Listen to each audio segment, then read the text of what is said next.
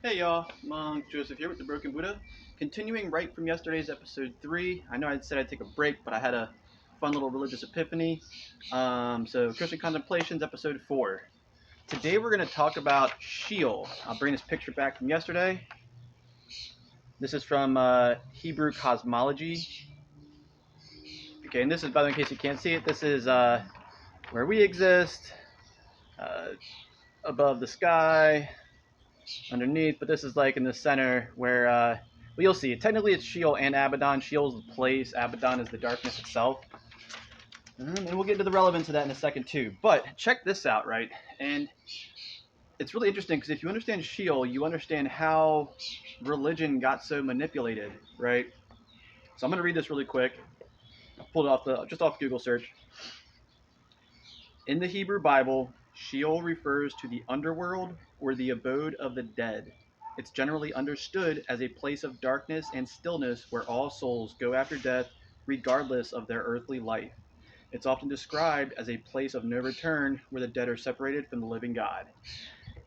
This is interesting because, well, first off, I'm a Gnostic Christian, so I believe in accumulating, knowledge while you're here and learning while you're here, and that will guide you to salvation, not a ritual where you don't have to be held accountable for your actions. But we'll get into all that in a second, right?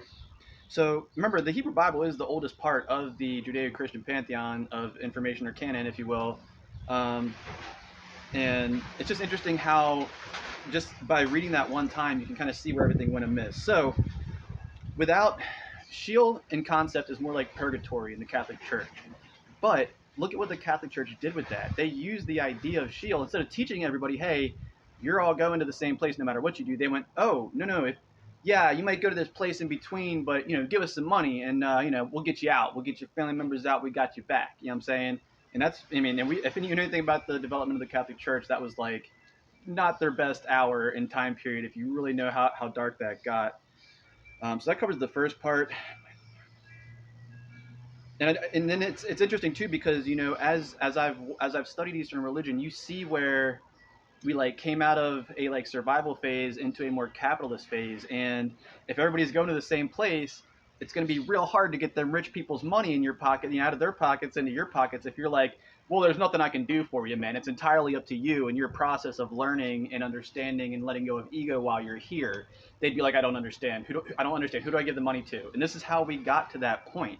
And with an idea like this, there would have never been like a development of capitalist religion. But at the same time, if you didn't have that, then you wouldn't have had people really gunning to have the best of the best and preserving things properly. And of course, there's a lot of fakes and stuff too, and forgeries of scriptures and texts. But I think that the capitalism also helped provide. So it's everything's intertwined here. But it's just interesting to see this at such a late age in my religious research. Yeah, and so where is the silver lining in this? One thing you learn as a cave yogi: nothing is ever completely dark. You go into your Treco and your Togal, and you have to expose yourself to the darkest of darkness to see the greatest of lights, which is, I won't get into that. That's not important. And I've been trying to keep this factual. So do your own research on Sheol and Abaddon.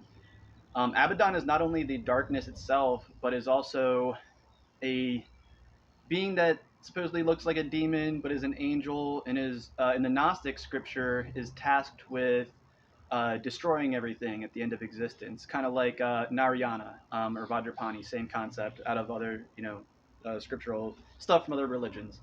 But that's it, man. I thought you guys would find this neat. If you don't know, before people started trying to profiteer and get people's money out of fear, there was this concept of like everybody was going to the same place. And of course, Yeshua kind of changed the game and all, but we're going to get into that in the next video. I forgot what that one is going to be about. Oh yeah, it's something about, are we in overtime? Religion for idiots. So look out for that video coming up next. And I hope you enjoyed this video on Sheol and Hebrew cosmology. Thanks for stopping by the Broken Buddha. Peace and blessings.